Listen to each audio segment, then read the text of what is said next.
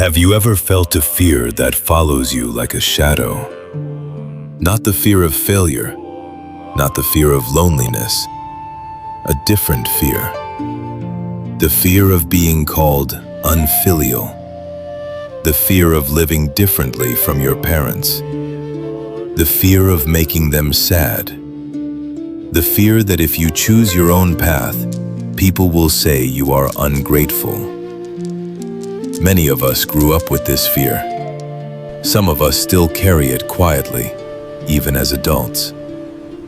We can work hard, build a career, travel, speak confidently with strangers, but when it comes to our parents, we become small again. A single sentence from them can shake us.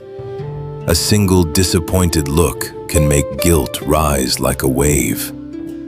And sometimes, what we call filial piety becomes a chain that keeps a son or daughter living in shame, a chain that keeps a grown person sacrificing their joy out of fear, a chain that keeps a family repeating the same pain generation after generation.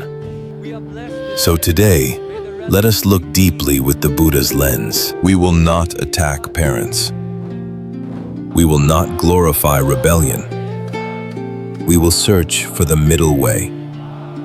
A way to honor parents without losing yourself. A way to be grateful without becoming controlled. A way to set boundaries without hatred. A way to carry love without carrying lifelong guilt. Because true filial piety is not blind obedience. True filial piety is maturity. It is becoming a stable, ethical, compassionate person so your parents can rest their heart. It is becoming someone who does not create new suffering in this world. It is becoming someone whose life is a quiet offering. And sometimes, to live that way, you may need to accept being misunderstood. You may need to accept being judged. You may need to accept the label unfilial from those who cannot see your intention. Not unfilial in reality, not ungrateful, not cruel. Unfilial as a label because you refused to abandon your own life. This is a difficult teaching, so we will walk slowly with care. Now, dear friends, welcome to Buddha Peaceful Mind. May this talk give you a breath. May it soften guilt into gratitude. May it turn resentment into clarity. May it help you live your life well without losing love for your parents. Let us begin with a Buddhist foundation. In the Buddha's teaching, karma means action. Intention becomes speech. Speech becomes behavior. Behavior becomes habit. Habit becomes a life. Karma is not fate. Karma is not a curse. Karma is not a prison built by a god. Karma is a path you build through your choices. And the Buddha praised gratitude to parents, not because parents are perfect, because life is precious, because someone carried you through helpless years, because someone protected you as best as they could. Even if they were imperfect, something was given. Life was given. So we do not use dharma to justify coldness. We do not use spiritual language to excuse neglect. At the same time, the Buddha taught non-harming. Non-harming includes not harming yourself. So if filial piety becomes self-harm, we must reflect. If filial piety becomes the destruction of your mental health, your marriage, your children, your integrity, then it is no longer wholesome. It becomes craving. Craving for approval. Craving to be seen as a good child. Craving to avoid guilt. craving to avoid the eyes of relatives and neighbors. And craving creates suffering. So the middle way begins here. Honor your parents, but do not abandon your own life. Love them, but do not let love become control. Respect them, but do not let respect become fear. Now, why is this so hard? Because many families confuse love with control. A parent says, "I sacrificed everything for you, so you must obey." They may not even realize what they are doing. They may believe it is love, but the child hears something else. "I am in debt forever." And when you live with debt instead of gratitude, love becomes heavy. Debt says, "I must repay or I am bad." Gratitude says, "I remember what was given, and I choose to respond with kindness and responsibility." Debt creates fear. Gratitude creates warmth. Debt creates resentment. Gratitude creates dignity. So the first practice is to transform debt into gratitude. How? You keep the heart soft, but you stop being owned. You say inwardly, "I appreciate what was given, and I also accept that my life is mine to live." Now, let us make this real with a story. A young man grew up hearing one sentence again and again: "I gave up my life for you." Each time he wanted to choose something, the sentence appeared like a shadow. When he wanted to study art, his parents said no. When he wanted to move to another city, his parents said no. When he wanted to marry someone they did not like, his parents said no. He felt trapped. If I follow my heart, I am unfilial. If I follow them, I lose my life. Then he met an older teacher who asked a simple question. If you obey your parents but become miserable, angry, and resentful, is that filial piety? Or is that slow violence toward yourself and toward them? The young man became quiet. He realized his obedience was not creating peace. It was creating hidden hatred. So he tried a middle way. He spoke with respect. He did not insult. He did not threaten. But he was clear. "I love you. I will care for you. I will not abandon you. But I must choose my path." At first, his parents were furious. They called him unfilial. He felt pain. But he stayed calm. He stayed consistent. He kept showing up with kindness. He helped financially. He called regularly. He visited when he could. Slowly, over time, his parents' fear softened. They did not fully agree, but they began to accept. The lesson is this: sometimes parents are not rejecting you. They are afraid. Afraid of social judgment. Afraid you will suffer. Afraid they will lose control. Afraid they will be left behind. So if you respond with anger, fear grows. If you respond with calm boundaries, fear can soften. This does not happen in one day, but consistent kindness is a language that fear understands. Now, another story. A daughter grew up in a home where love was measured by obedience. If she agreed, she was praised. If she disagreed, she was accused of being ungrateful. As an adult, she could not enjoy her own success. When she bought something nice, she felt guilty. When she ate a good meal, she felt guilty. When her life became better than her parents' life, she felt guilty. She thought, if I enjoy, my parents will feel small. But then she looked deeply. Her parents did not suffer so she could continue suffering. They suffered so she could be safe. So she practiced a new gratitude. Not gratitude that makes you shrink, gratitude that makes you grow. She began to live well, not to show off, but to honor the sacrifice. She also shared her stability. She supported her parents with respect, and she stopped punishing herself for being okay. The lesson is simple.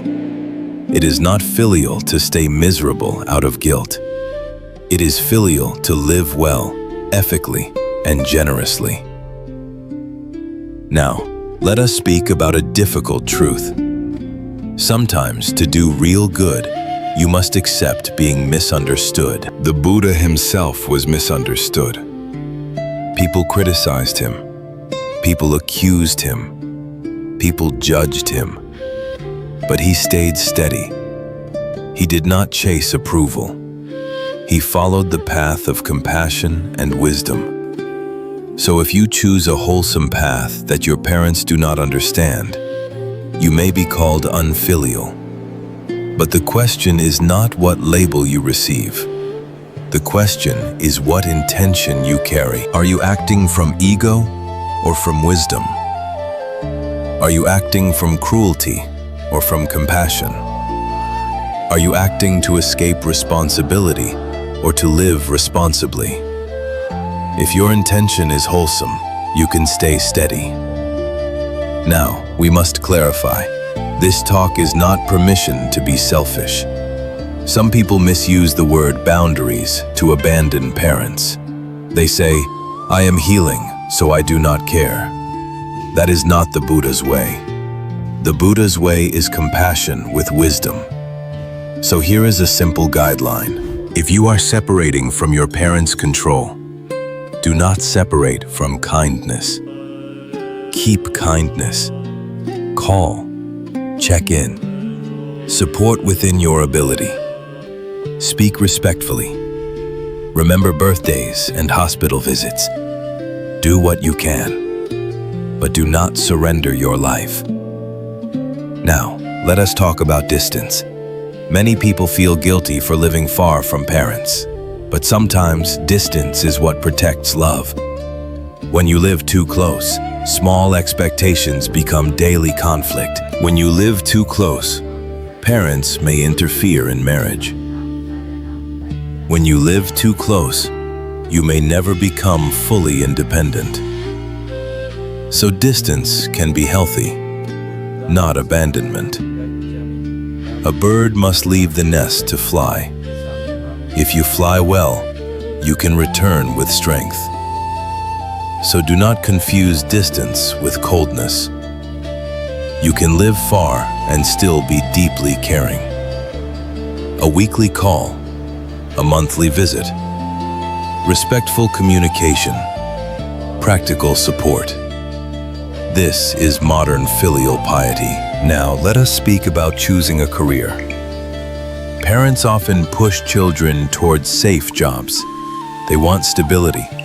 They want pride in front of relatives. They want a story that the community respects. But the world changes. The Buddha taught impermanence. What was safe in one generation may not be safe in another. What was respected in one era may not be meaningful in another. So a child must take responsibility for their own life. If you choose a career only to please your parents, you may later blame them, and that blame will poison love. So it is wiser to choose with both respect and responsibility. Listen to parents' concern. Thank them, then decide, and accept consequences.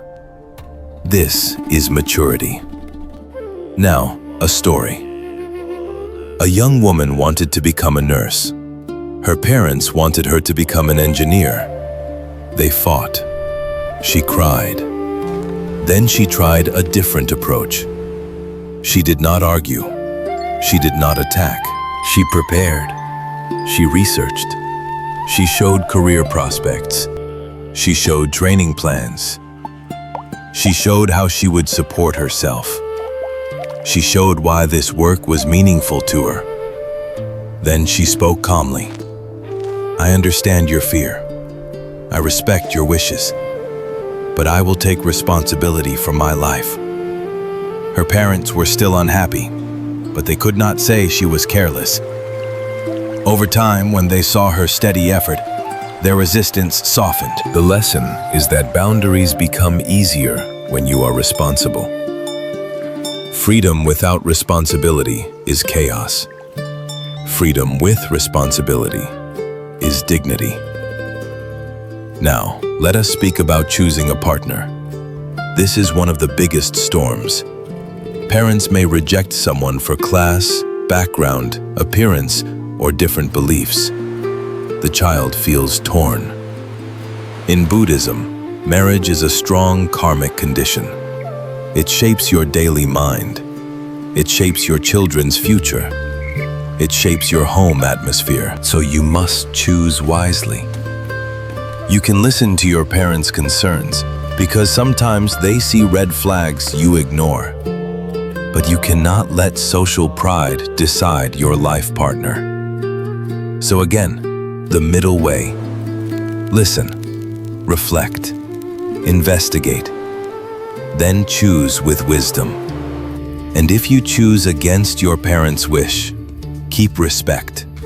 Do not insult. Do not break relationships with cruelty. Be patient. Show through actions that your choice is stable and wholesome. Sometimes parents accept later, sometimes they do not. But your task is to live ethically and create peace. Now, let us speak about the idea of continuing the family line. In many cultures, people pressure children to have children. They say it is duty. They say it is filial. But the Buddha's teaching is about non-harming. Bringing a child into the world is a serious responsibility. If you are not ready to love, protect, and raise a child, forcing yourself out of pressure is not wholesome. So we can say this carefully. Having children is not a measure of filial piety. Responsibility is. If you choose to have children, do it with love and capacity. If you choose not to, do not do it from selfishness or fear, but from honest reflection. And you can still be filial through care, service, and virtue. Now let us speak about the family you build. When you marry, you create a new circle of responsibility. Some people feel guilty for prioritizing spouse and children, but this is natural. If you do not protect your marriage, the home becomes unstable. If the home becomes unstable, everyone suffers, including parents. So the middle way is this. Do not abandon parents. Do not neglect your spouse and children. Balance. Protect the future so you can care for the roots. Now, let us speak about toxic families. This is painful, but we must be honest. Some parents are abusive. Some are addicted. Some manipulate with guilt. Some use love as a weapon. In such cases, distance can be wisdom. Not to punish, to protect. The Buddha taught compassion, but he did not teach you to stay in harm. So if there is violence, severe manipulation, or ongoing abuse, it is not unfilial to create distance. It is non-harming. It is breaking the cycle. But even here, keep your heart clean. Do not add hatred. You can keep distance with compassion. You can seek help. You can seek therapy. You can seek support. You can set clear boundaries. This is not unfilial. This is wise. Now, let us speak about big filial piety. In some traditions, people say the greatest filial piety is to make your parents proud. But in the Buddha's teaching, the greatest gift you can give parents is your virtue. If you become a person of integrity, you honor them. If you become a person who does not harm, you honor them. If you become stable, responsible, and kind, you honor them. because then your parents can rest. They can feel safe. They can feel that their sacrifice produced goodness. So the deepest filial piety is not obedience. It is becoming a good human being. Now here is the paradox. Sometimes you must accept unfilial in small ways in order to do true filial piety in a larger way. You may need to say no to a demand that would destroy your mental health. You may need to choose a career that fits your heart. You may need to live far to become strong. You may need to set boundaries so love does not turn into resentment. Some people will judge, but remember, judgment is often ignorance. Your task is not to please every voice. Your task is to live with wholesome intention. Now, we must go deeper, because this fear of being unfilial is not only social, it is psychological. It sits inside the nervous system. It sits inside childhood conditioning. Many children learn that love is conditional. If you obey, you are loved. If you disagree, you are rejected. So as adults, they fear disagreement like death. This is not weakness. This is conditioning. In the Buddha's teaching, this is habit energy. Habits are not your identity. Habits are patterns. Patterns can be seen. What is seen can be transformed. So let us speak about the transformation of guilt. Guilt is useful when it points to repair. If you harmed someone, guilt can remind you to apologize. But guilt becomes poison when it becomes identity. I am bad. I am unfilial. I do not deserve happiness. That is not wisdom. That is self-harm. So ask yourself, is my guilt telling me I harmed someone and need to repair? Or is my guilt simply fear of disappointing someone? If you harmed, repair, apologize, support, be present. If it is fear of disappointing, practice courage. Courage in Buddhism is right effort. It is doing the wholesome thing even when fear arises. Now, a simple practice for guilt. When guilt arises, place a hand on the heart. Say silently, "This is guilt. This is fear. This is my old conditioning." Then ask, what is the most wholesome action now? Sometimes the wholesome action is to call your parents. Sometimes it is to help. Sometimes it is to apologize. Sometimes it is to rest because you are exhausted and your guilt is coming from burnout. Sometimes it is to set a boundary because the guilt is trying to trap you. Wholesome action is your compass. Now, let us learn a tool for difficult conversations with parents. Before speaking, take 5 breaths. Breath 1, soften the body. Breath 2, remember your love. Breath 3, remember your boundary. Breath 4, choose respectful words. Breath 5, accept discomfort. Then speak. Short, clear, kind. Now here is a compassionate boundary sentence that holds love and truth together. I love you. I understand your worry. I will take responsibility for my life. I will still care for you. But I cannot live your dream. This sentence is powerful because it removes the usual fight. Most people fight with anger, or they surrender with fear. This sentence does neither. It is calm. It is adult. It is dignified. Now, a story. A man wanted to move abroad for work. His parents cried and said, "You are abandoning us." He felt guilty and almost canceled. But he knew the job would give him stability, and stability would allow him to support them better. So he spoke gently. I am not leaving you. I am building strength. I will call every week. I will visit. I will support you. But I must go. His parents were angry, but he stayed consistent. He called. He sent support. He visited. He kept his word. After a year, his parents softened. They said, "We were afraid, but you did not forget us." The lesson is that consistent kindness is the best proof.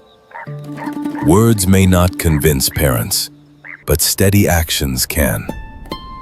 Now, let us bring in another Buddha teaching that helps here. The two arrows. The first arrow is pain. The second arrow is extra suffering we add. Your parents may be disappointed. That is the first arrow. But then your mind adds the second arrow. I am evil. I am unfilial. I must punish myself. I must cancel my life. That is the second arrow. So the practice is to remove the second arrow. You can accept that your parents are unhappy without making yourself worthless. You can accept that they disagree without abandoning your integrity. You can accept discomfort without building a prison. This is the middle way again. Now, let us speak about the misunderstanding of obedience. Many parents believe obedience equals love, but obedience can be fear. Obedience can be trauma. Obedience can be a child protecting themselves. Love is not obedience. Love is care. Care is consistent. Care is respectful. Care is responsible. So a child can say no and still love. A child can choose differently and still care. A child can set boundaries and still be grateful. This is adult love. Now, another story. A woman became successful and moved to a different city. Her parents said, "You forgot your roots." She felt pain. At first, she defended herself. Arguments increased. Then she chose another path. She stopped arguing. She increased care. She called every Sunday. She sent medicine when needed. She visited during holidays. She listened patiently to repeated stories. Over time, her parents stopped accusing.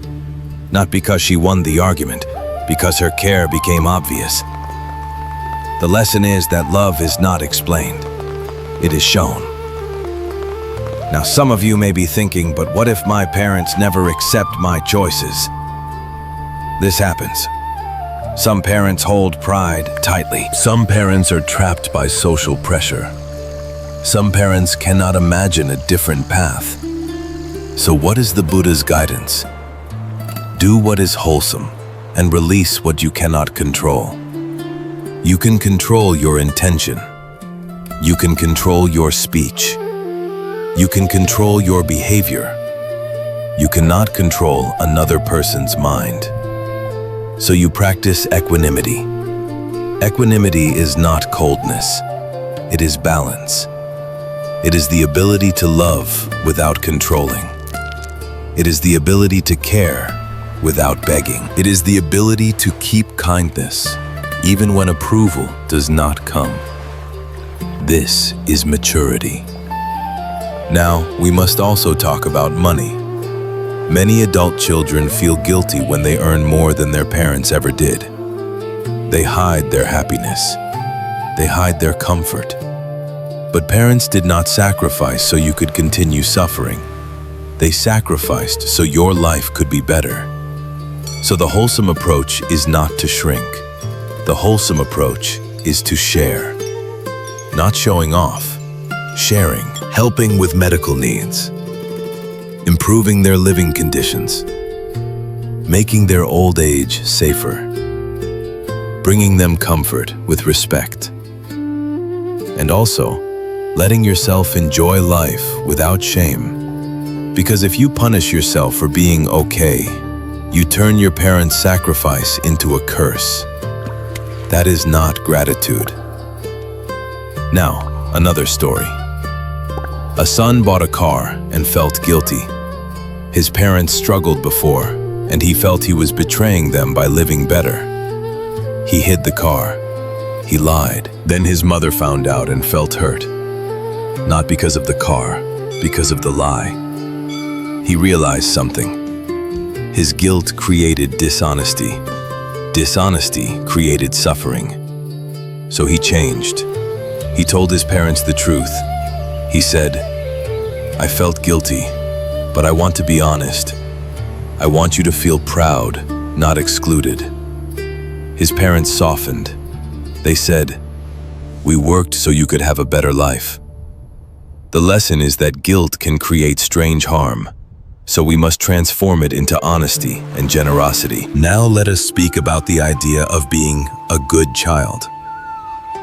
Many people chase the image of a good child. They want relatives to praise them. They want society to approve them.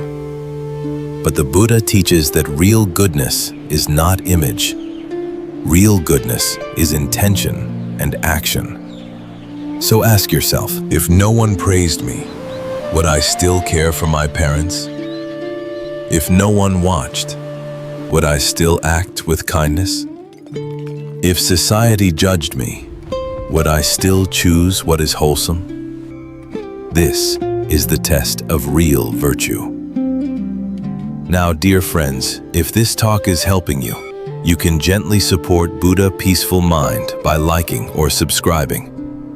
Not for numbers, but so these teachings can reach people who are suffering quietly under the weight of guilt. Now let us go even deeper into the middle way, because we need a clear map.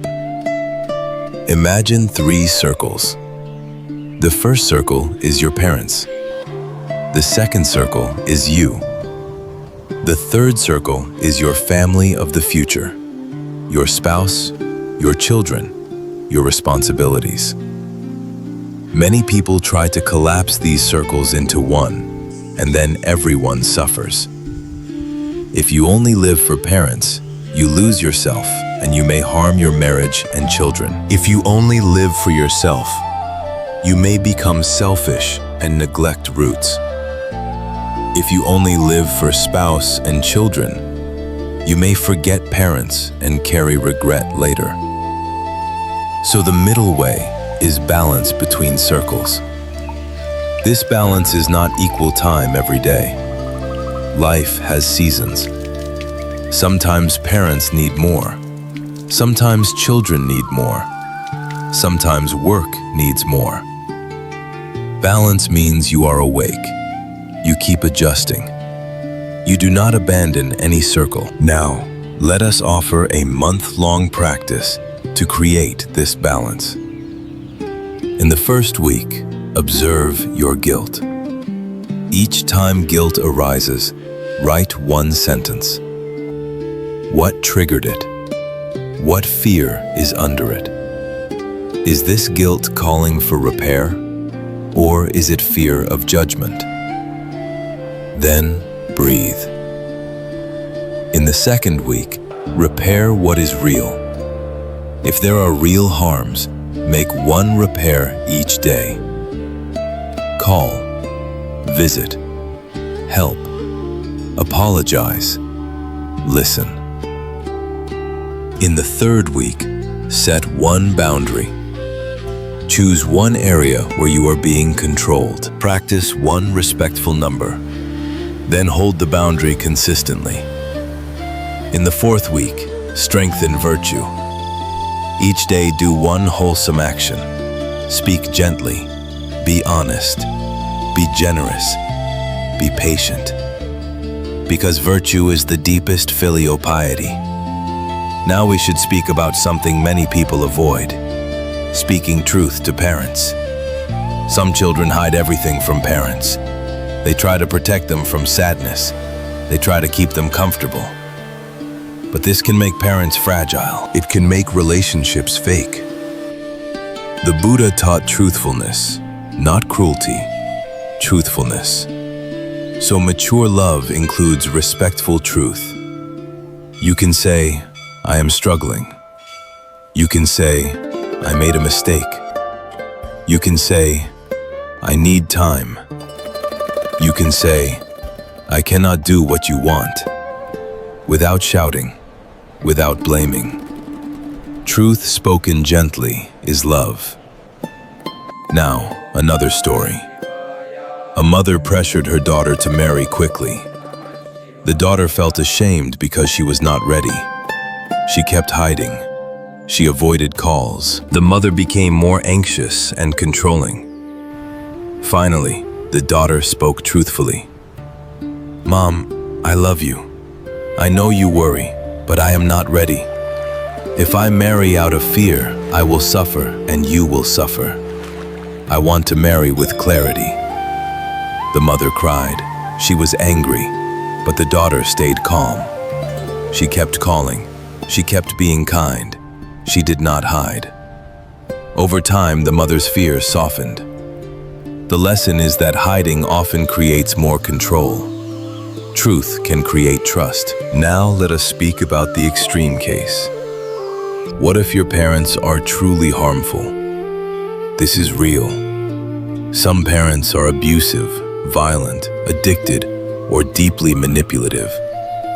In such cases, the Buddha's teaching is not to sacrifice yourself. Compassion includes protection. So you may need distance. You may need low contact. You may need no contact. But if you do this, do it with clarity and support. Do not do it from revenge. Do it from non-harming. And keep your heart clean. This is hard. So if you are in this situation, seek support. Therapy, wise friends, community, counselors, monastic guidance if helpful. Because healing is also part of filial piety. When you heal, you stop passing harm to the next generation. This is big virtue. Now, let us speak about what the Buddha would call the highest gift. The gift of a clean mind. When your mind is clean, your speech is gentle. When your speech is gentle, your relationships become safer. When relationships are safer, your parents suffer less. When parents suffer less, your home becomes a refuge. So the best offering is not only money, it is your practice. Patience is an offering. Honesty is an offering. Calm is an offering. Reliability is an offering. Now, a story. A man used to visit his parents, but always argued.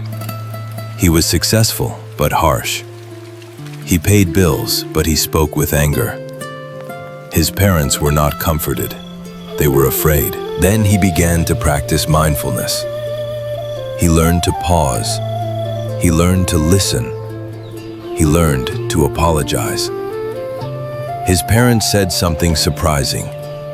You feel closer now, even though you did not give us anything new. The lesson is that your tone is your offering. Now let us speak about the fear of social judgment. Sometimes parents pressure children because they fear society. What will relatives say? What will neighbors say? What will people think? This fear is powerful, so if you want to set boundaries skillfully, address the fear. Say, I understand you worry about what people say. Then offer reassurance. I will be responsible. I will not shame the family with harmful behavior, but I will not live my life for gossip. This is a hard line, but a necessary one, because gossip is endless. If you satisfy gossip today, gossip will demand more tomorrow. So the Buddha would teach you to stop living for the world's opinion. Live for virtue. Now, another story. A man refused to join a family business because it was dishonest. His father called him unfilial. Relatives mocked him. He felt pain. But he stayed steady. He chose honest work. He built slowly. He supported parents within his ability. Years later, the family business collapsed due to legal trouble.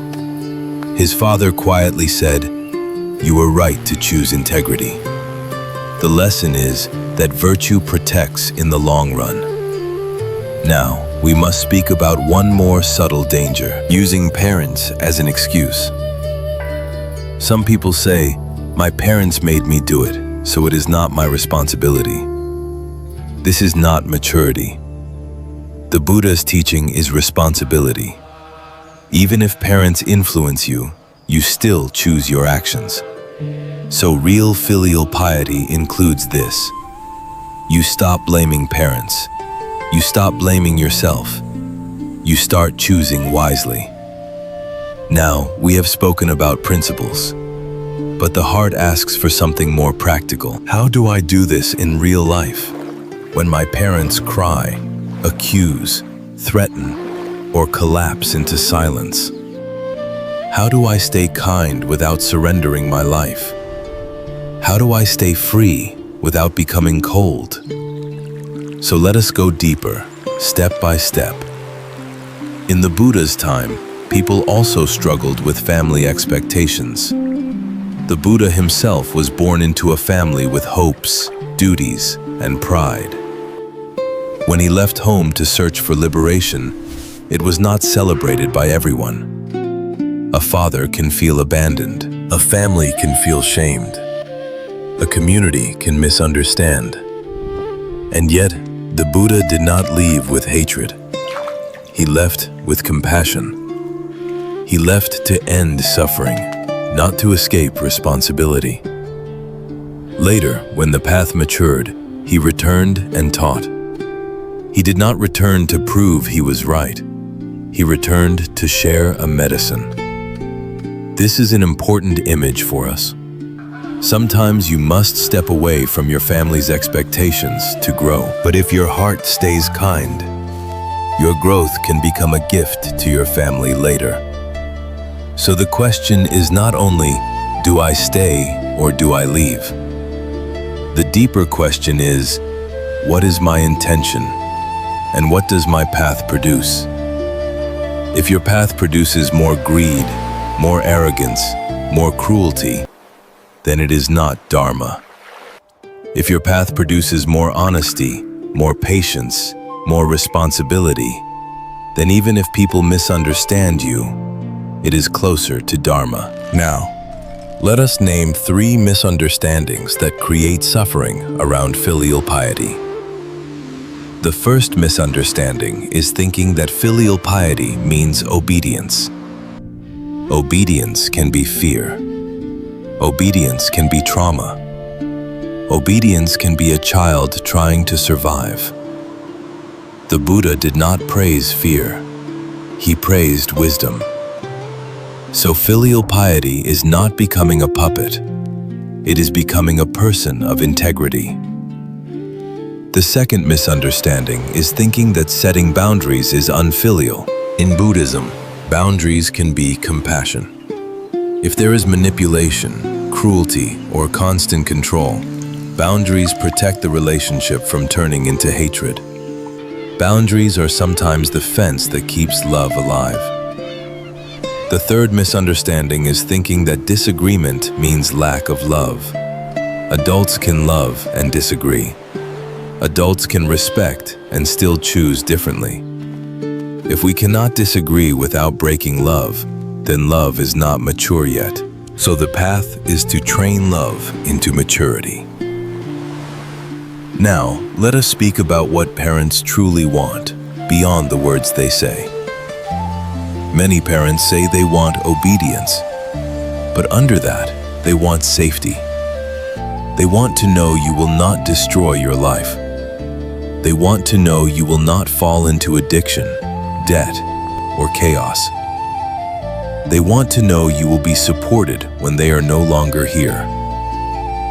They want to know you will not be alone. Many parents say they want you to stay close, but under that, they want connection. They want to feel remembered. They want to feel important. They want to feel they still have a place in your heart. Many parents say they want you to follow the family plan, but under that, they want meaning. They want to believe their sacrifices had purpose.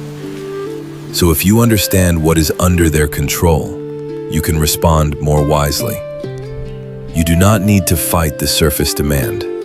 You can soothe the deeper fear while still holding your boundary. Now, here is a simple Buddhist communication practice.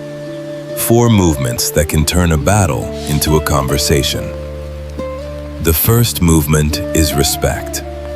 You begin by honoring their place, not as kings, as elders who cared for you.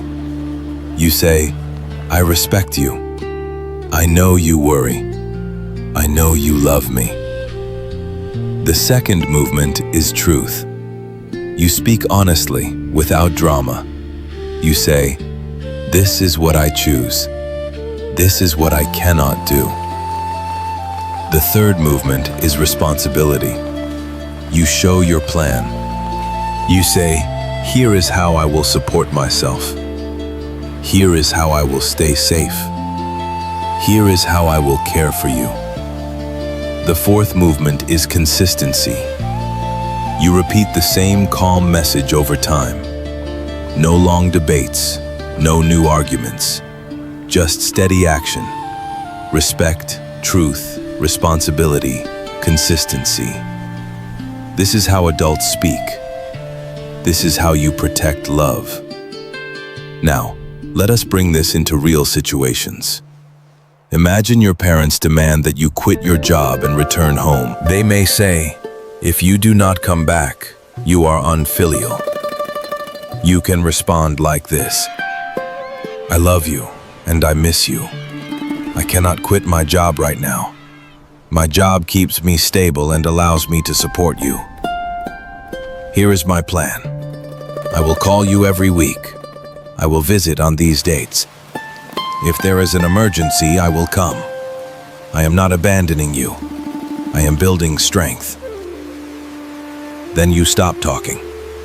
Then you follow through. Many parents do not trust words. They trust repetition. Now imagine your parents demand that you break up with your partner. They may insult the person. They may say you are ruining the family. You can respond like this: "I hear your concern. I will reflect on what you said. I will not insult you, and I ask you not to insult my partner. I will choose my relationship with responsibility. If you see a specific harmful behavior, tell me clearly. If it is only pride or gossip, I will not sacrifice my life for that. I will still care for you, and I ask you to respect my choice, even if you do not fully agree." Then you stop. Then you protect both sides from cruelty. Now imagine your parents pressure you to have a child. They may say you must continue the family line. You can respond like this: "I respect the tradition you grew up with, but bringing a child into the world is a serious responsibility. I will not create suffering for a child just to satisfy social pressure. If I have a child, it will be with love and capacity. If I do not, I will still care for you and honor the family through virtue." Notice this: you do not attack tradition. You translate it into responsibility. Now, imagine your parents demand money beyond your capacity. They may say, "After all we did, you owe us." This is painful, so you can respond like this: "I am grateful for what you did. I want to support you. Here is what I can do without destroying my own stability. I can give this amount. I can help with these bills. I can visit and help with practical tasks. I cannot give more than that right now. If I destroy my stability, later I will not be able to help you at all. This is not selfish. This is wisdom. You cannot pour from an empty cup. And in Buddhism, right livelihood and responsibility are also part of virtue. Now, some parents do not only demand, they threaten, they cry. They say, if you do this, I will get sick. If you do this, I will die. If you do this, I will cut you off. These words are often not cruelty. They are panic. So you must meet panic with calm. You can say, I hear that you are scared. I do not want you to suffer. I am not trying to hurt you. I will still care for you. But my decision remains. Then you stop. Then you breathe. If you keep debating a panicking person, panic grows. Calm is medicine. Now a story about calm boundaries. A woman wanted to move out and live independently. Her mother cried and said, "You are abandoning me." The woman felt guilt and almost stayed. But she knew that if she stayed, she would become resentful and depressed. So she practiced the middle way. She moved out, but she created a new ritual. A call every Sunday, a visit every 2 weeks, a message each evening, just one sentence. How are you today? At first, the mother continued to cry. But over time, the mother realized, my daughter did not disappear. The relationship became softer. The lesson is that separation without kindness feels like abandonment. Separation with steady care becomes growth. Now, another story. A man refused to join a dishonest family business. His father called him unfilial. The man felt torn. If he joined, he would earn money and please his father, but his conscience would die. So he chose integrity. He found honest work. He earned less at first. He still visited. He still helped his parents. He stayed respectful. Years later, the dishonest business collapsed and caused legal trouble. The father said quietly, "You protected the family, even when I could not see it." The lesson is this: sometimes virtue looks like disobedience, but in the long run, virtue is protection. Now, let us speak about another hidden trap. Some adult children want to be the perfect child, and they become resentful. They do everything, they sacrifice everything, they never say no. Then inside, anger grows like a fire, and one day, the fire explodes. The Buddha taught that suppressed suffering turns into more suffering. So if you want to avoid this, practice small boundaries early. Do not wait until you hate your parents. Set boundaries while you still love them. Small boundaries protect love. Now, a practical question. How do you set boundaries without becoming cold? You set boundaries with warmth and repetition. Warmth means your tone is respectful. Warmth means you acknowledge their fear. Warmth means you do not humiliate. Repetition means you do not keep inventing new arguments. You say the same message again and again. I love you. I understand. This is my decision. I will still care for you. Over time, repetition becomes stable reality.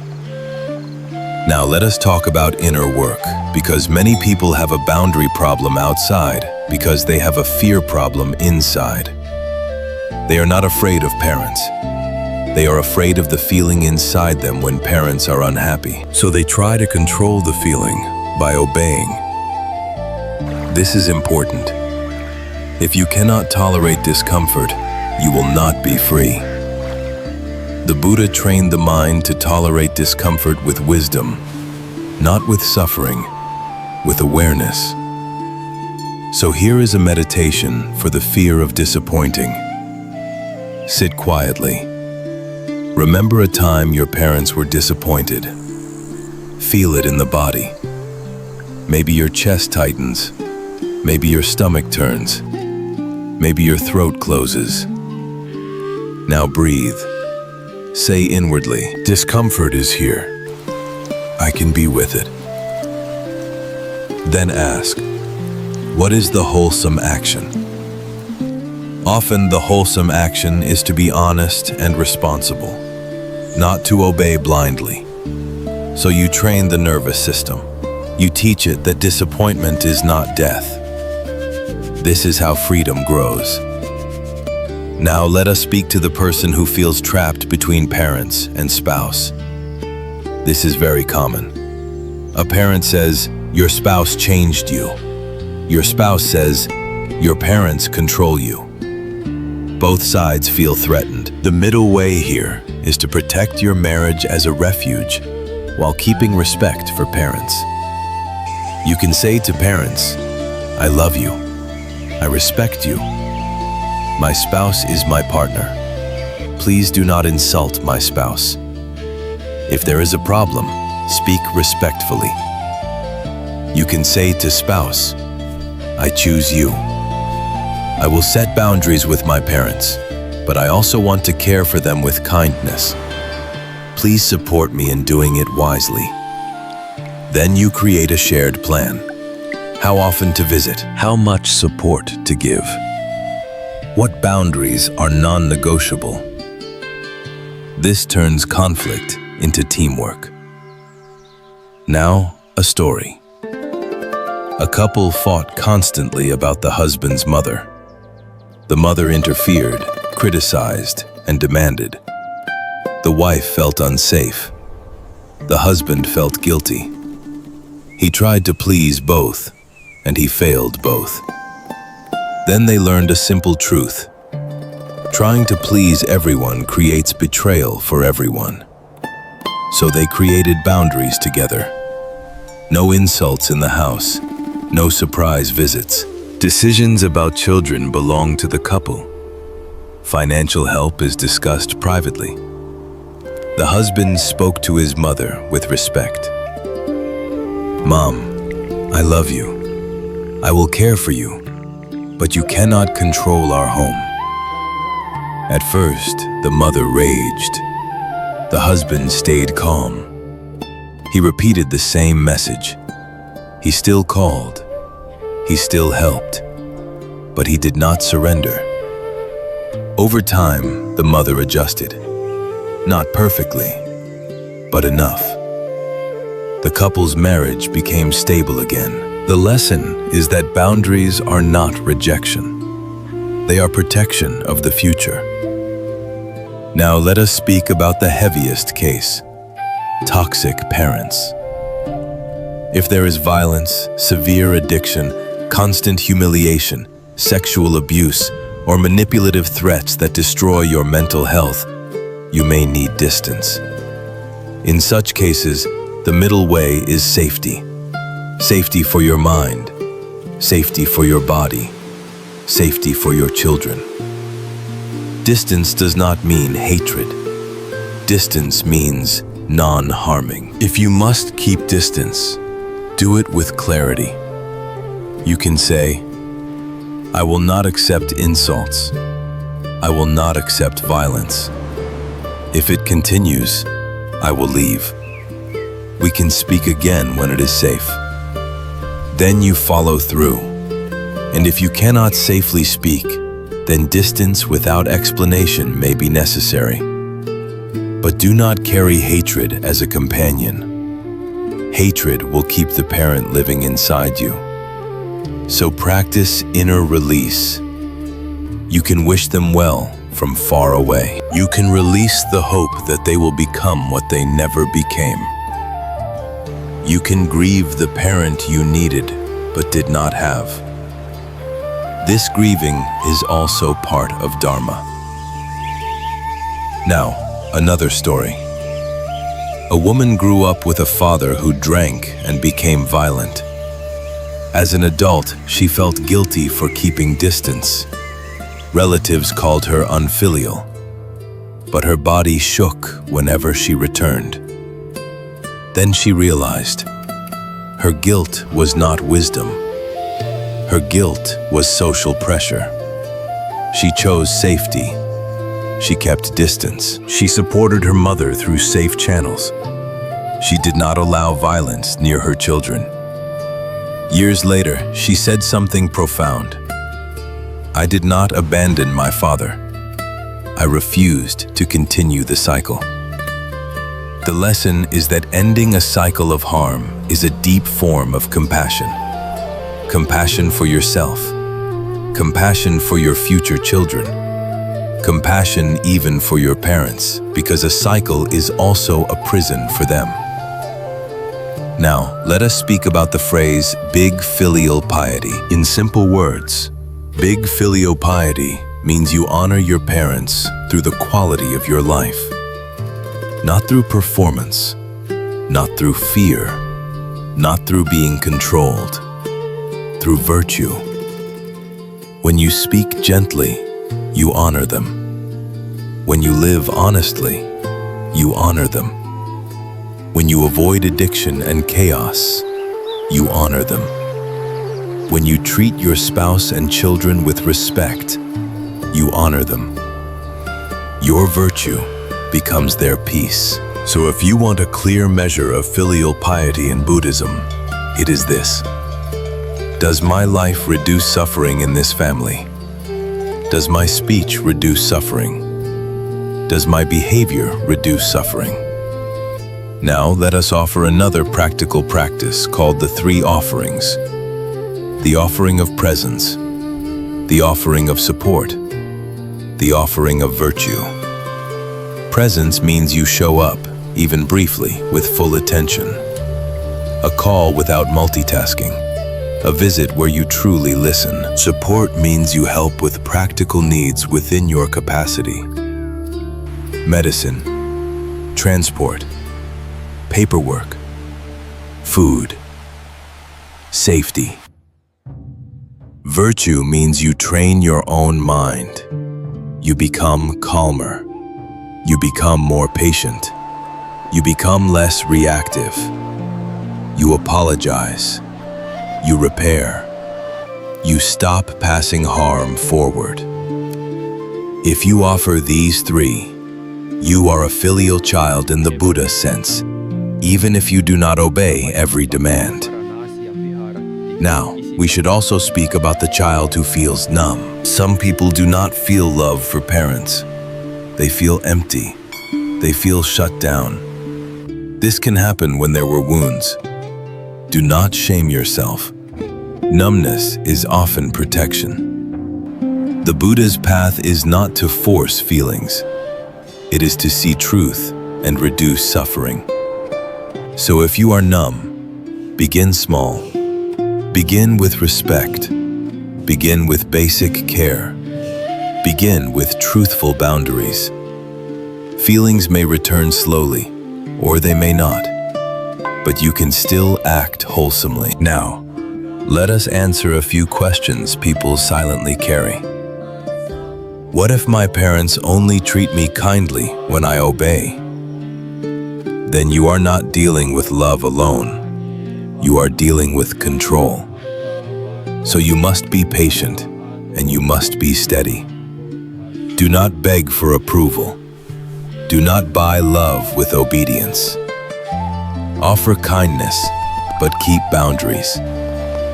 Over time, either the relationship grows into maturity or it reveals its limits. What if my parents compare me to others? Comparison is often their anxiety speaking. Do not fight comparison with anger. Do not surrender with shame. Return to responsibility. Say, I am doing my best. I will build my life steadily. Please stop comparing. Then change the topic. Then live your life. What if my parents use religion or tradition to control me? The Buddha taught that wholesome teachings reduce suffering. If a teaching is used to increase control and humiliation, it is not wholesome.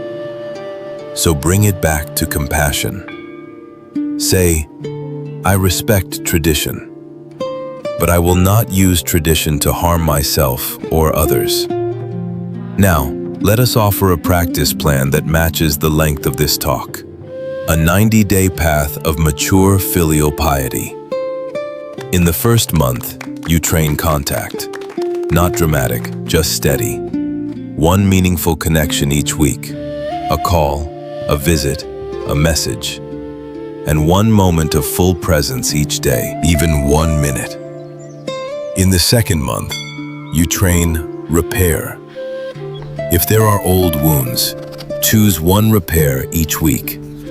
An apology, a thank you, a calm conversation, a small gift with meaning, and you train your own tone. You stop sharpness, you stop sarcasm, you stop shouting.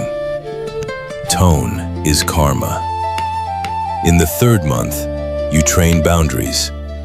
One boundary at a time, not many at once. Choose the most important. Hold it with calm repetition. Do not negotiate every day. Let the boundary become normal. And you train your own mind to tolerate discomfort. Because discomfort will arise, but you can breathe through it. If you practice this for 90 days, you will notice something. Not that everything becomes perfect, but your life becomes less driven by fear, more guided by wisdom.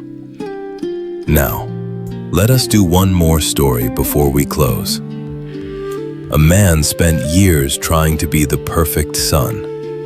He paid bills, obeyed, stayed close. But inside, he was angry. He hated his life. One day, his father became sick. The man cared for him, but the anger remained. Then his father said, very softly, I can feel you are unhappy. Did I ruin your life? The man broke down. He realized his father did not want his misery. His father wanted his safety. So the man began to change. He stopped obeying every demand. He began choosing responsibly. He still cared. He still visited. But he built his own life. Later, he said, my father did not need my obedience. He needed my stability. The lesson is that real filial piety is not surrender. It is becoming whole. Now, dear friends, if you want more teachings like this, you can subscribe to Buddha Peaceful Mind. It helps these talks reach people who are silently carrying guilt and do not know there is a middle way. Before we close, let us speak to parents who may be listening. Some parents carry their own fear. They fear losing their child. They fear the world is dangerous.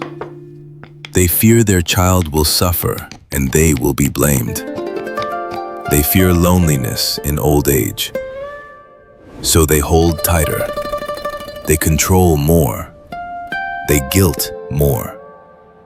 They may not call it control. They call it love. But love that squeezes becomes pain. The Buddha's compassion teaches us to love without possession. A child is not a tool for your pride. A child is not a solution for your loneliness. A child is not a retirement plan. A child is a living being with their own path. So if you are a parent, practice this. Guide, but do not own. Advise, but do not demand. Love, but do not threaten. And if your child chooses differently, do not curse them. Ask instead, are they responsible? Are they kind? Are they honest? Are they stable? If yes, then even if their path is not your path, you can relax. Because the goal of parenting is not to create obedience. The goal is to create virtue. Now let us return to the adult child again. Because there is another common situation. The adult child wants to set boundaries, but the adult child also wants to care for aging parents. This creates a new kind of guilt. You may think, if I set boundaries now, I will regret it later. So here is a Buddhist clarity. Boundaries are not the opposite of care. Boundaries are how care becomes sustainable. If you burn out, you will eventually become cold. If you burn out, your care will become bitter. If you burn out, you may abandon without meaning to. So sustainable care is the goal. Sustainable care means you help within your capacity. You ask siblings to share responsibilities. You ask community to support. You use social services if available. You do not carry the entire mountain alone. And you protect your own health, because your health is also part of your parents' safety. Now, a story. A woman became the main caregiver for her mother. She did everything: doctor visits, food, bills, cleaning. At first, she felt proud. Then she became exhausted. She began to speak harshly. Her mother started crying often. The home became heavy. The woman felt ashamed.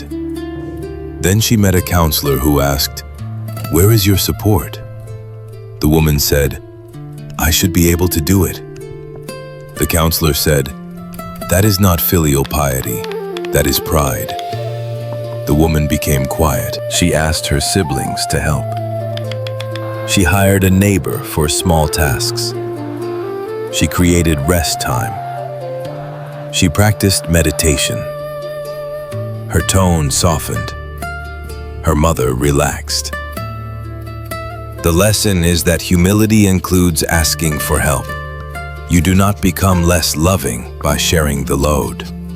You become more loving because you protect your heart. Now, let us offer a practice for those who struggle to speak to parents without falling into old patterns. It is called the compassionate letter. You do not have to send it. You write it to clarify your heart. Begin with gratitude. Thank you for what you gave. Thank you for what you tried to do. Then speak truth. Here is what hurt me. Here is what I needed. Here is what I still carry. Then speak boundary. Here is what I can do now. Here is what I cannot do now. Then speak wish. I wish for peace between us. I wish for a healthier relationship. Writing this letter is a practice of right speech inside. It brings clarity, and clarity makes conversation calmer. Now here is another practice called the 5-minute altar. Even if you are not religious. Once a week, sit quietly for 5 minutes and remember your parents. Not their demands, not their control, their humanity. Remember that they will not live forever. Remember that your time is limited. Remember that your words can become your regrets. Then make one intention. This week, I will do one act of care. This week, I will set one boundary with respect. This week, I will not speak from anger. This practice keeps your heart awake. Now let us add one more teaching that is often forgotten. In Buddhism, intention matters more than performance. A child can live far away but have a caring heart and responsible action. A child can live in the same house but carry resentment and cruelty. So do not measure filial piety by distance alone. Measure by the quality of the heart. Now, another story. 2 brothers lived differently. One lived near the parents, but always argued. One lived far away, but called weekly, sent support, and visited with warmth. The parents felt more peace with the far brother, even though he was not physically present daily. The lesson is that presence is not only location. Presence is attention. Now, we should also speak about the guilt of wealth. Some adult children say, "I cannot be happier than my parents. It feels like betrayal." But what is the Buddha's teaching? He taught compassion. If you have comfort, let it become generosity. If you have stability, let it become support. If you have education, let it become wisdom. If you have peace, let it become a refuge for others. This is how blessings become merit. Now, a story. A man became successful and bought a small house. He hid it from his parents because he feared they would feel small. When they found out, they were hurt. Not by the house, but by his shame. His father said, "Why do you think we want you to stay poor?" That sentence awakened him. He realized his guilt was not respect. It was a wound. He began to include his parents in his life. He invited them to meals. He improved their comfort quietly. He stopped hiding. The lesson is that real love includes honesty. Now, there is one more question many people carry. What if my parents are gone and I already regret? If your parents have passed, do not punish yourself forever. The Buddha taught that clinging to regret is another form of suffering. Regret can become wisdom if it becomes action. So if you cannot care for your parents now, care for someone else. Care for elders in your community. Support a charity. Be kind to an older neighbor. Speak gently to your own children. Break the cycle. In Buddhism, this is transferring wholesome intention into the present. You cannot change the past, but you can plant a new seed now. Now, a final story. A man lost his father suddenly. He was full of regret. He felt he had been too busy. He could not forgive himself. One day, he met an old monk who said, "If you want to honor your father now, become the kind of person your father hoped you would become. Live with integrity. Speak with kindness. Care for your mother. Help others. Do not waste your life in self-hatred." The man cried. He realized his father would not want his misery. His father would want his goodness. So he turned regret into virtue. The lesson is that the deepest offering is the life you live now. Now we are truly ready to close.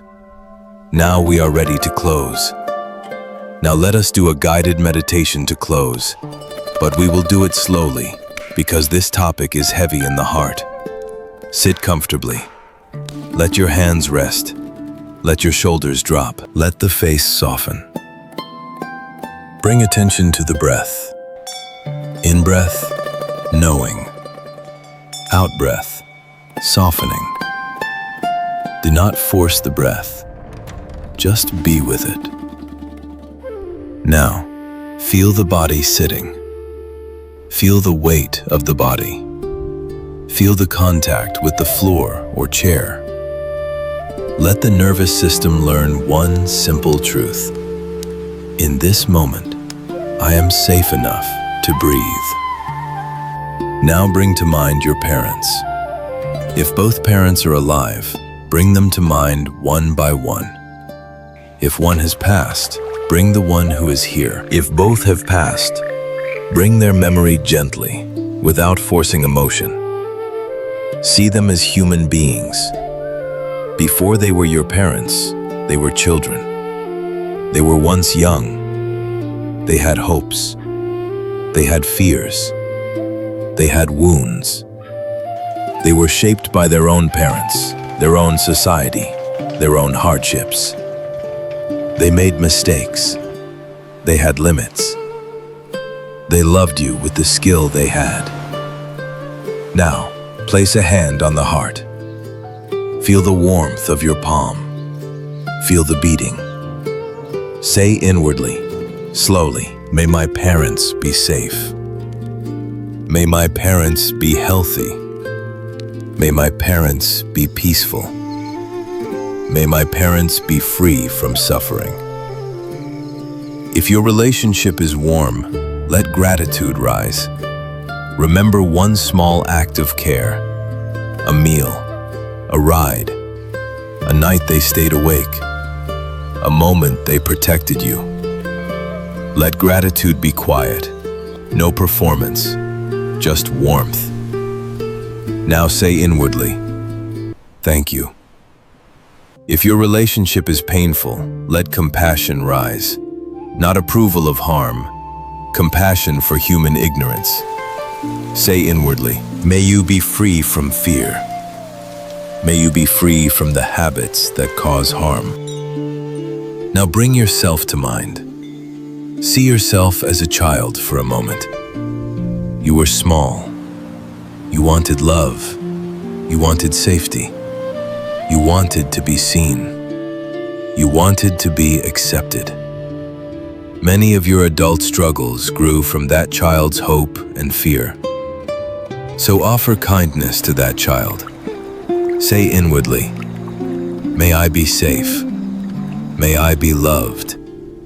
May I be free from unnecessary guilt. May I be wise and courageous. Now, feel the breath again. In breath, receiving. Out breath, releasing. Now bring to mind one moment when guilt controlled you.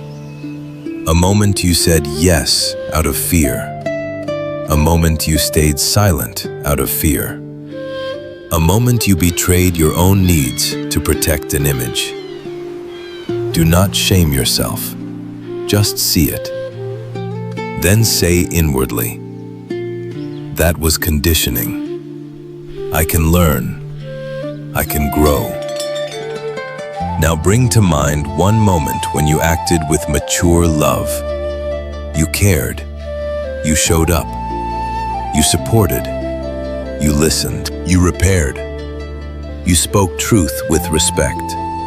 Even if it was small, remember it. Then say inwardly, may this goodness grow. Now, if there is someone you need to repair with, make a gentle intention. I will apologize for one harsh moment. I will say thank you. I will make one call. I will visit. I will offer one act of service. Choose only one. Make it realistic. Now, if there is a boundary you need to set, make a gentle intention. I will speak one respectful no. I will stop one pattern of control. I will protect my marriage. I will protect my health. I will protect my children. Again, choose only one. Now, for those who need distance for safety, offer yourself compassion. Say inwardly, may I protect myself without hatred. May I keep my heart clean. May I break the cycle. Now let us practice forgiveness in a grounded way. Forgiveness is release. It is putting down the hot coal. If you are ready, say inwardly to your parents, I release my wish that you were different. I release the story that keeps me trapped. I keep the lesson. I release the poison. And say inwardly to yourself, I forgive myself for trying to survive.